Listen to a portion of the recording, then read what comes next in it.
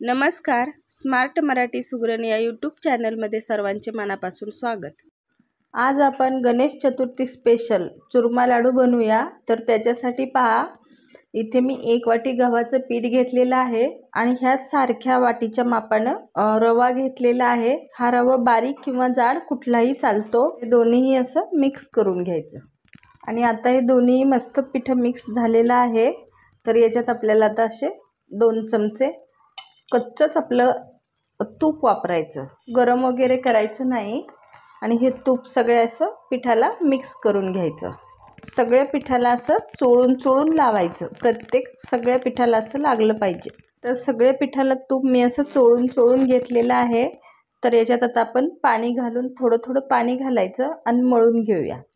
आणि पाण्याच्या जागी जर तुम्हाला दूध वापरायचं असेल तरीही चालतं, पण मी पाणीच वापरणार आहे.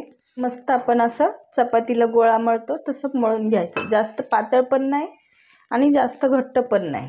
तर हे पहा, पिठाचा गोळा चांगला मळून झालेला आहे. तर चपातीसारखंच करायचं. हे पहा, अगदी घट्ट पण नाही पातळ पण नाही. आणि हे थोडंसं पातळ जरी वाटलं तरी याच्यात आपण रवा घातल्यामुळं हे थोडं 10 मिनिट आपल्याला याला भिजवून द्यायचं.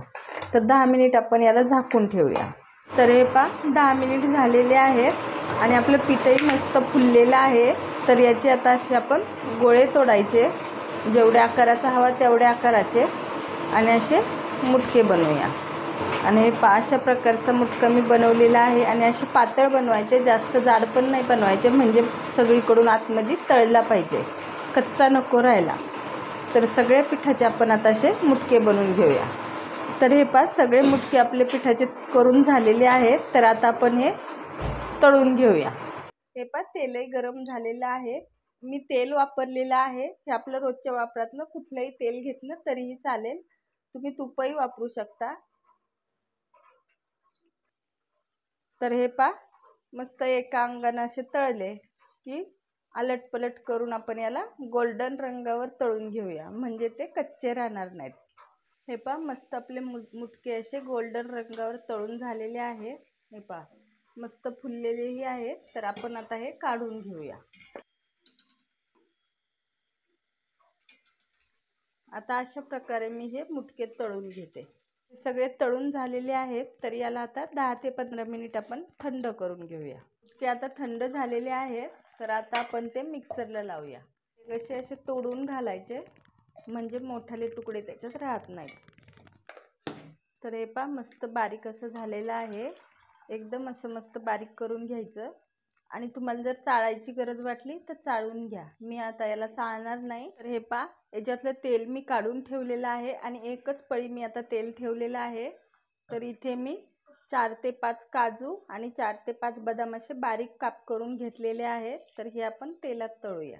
आणि याच्यातच आपण हे तळत आहे तोपर्यंत 2 आपण वाट्या पीठ घेतलेलं होतं. 1 वाटी रवा आणि 1 वाटी गव्हाचं पीठ. तर 1 वाटी मी गूळ घेतलेला आहे. तर आपण गूळ याच्यात घालूया. याला असं पातळ करून घेऊया. तर हे पहा, पूर्ण गूळ वितळलेला आहे. आपल्याला याची तार वगैरे चेक करायची नाही. पूर्ण गूळ वितळला, कारण याच्यात आपण पाणी घातलेलं नाही, त्यामुळे लगेच त्याचा पाक तयार होतो. तर आता याच्यात आपण हे मिक्सरला फिरवलेलं मिश्रण घालूया.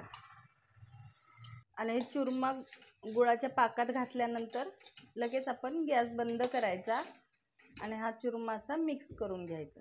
आणि चुरमा सगळा मिक्स झालेला आहे. तर याच्यात आता आपल्याला शेवटला वेलची पावडर घालायची. तीही मस्त अशी मिक्स करून घ्यायची. आणि हे आता आपण 10 ते 15 मिनिट असं थंड होण्यासाठी ठेवूया. हे पहा, मिश्रण आपलं थंड झालेलं आहे लाडूचं. आणि मस्त आता मोकळं असं लाडू वळण्यासारखं झालेलं आहे. तर याचे आपण आता लाडू वळूया. तर याचे लाडू मी अशा हातानं गोल वळणार नाही. तर हे मी कप घेतलेला आहे छोटासा आचा. तर याच्यात असं दाबून भरायचं. मस्त दिसायलाही छान दिसतात. तर हे पहा, दाबून असं याच्यात भरायचा आणि मग अलगद असा काढून घ्यायचा. पहा, अगदी मस्त असं निघत आहे.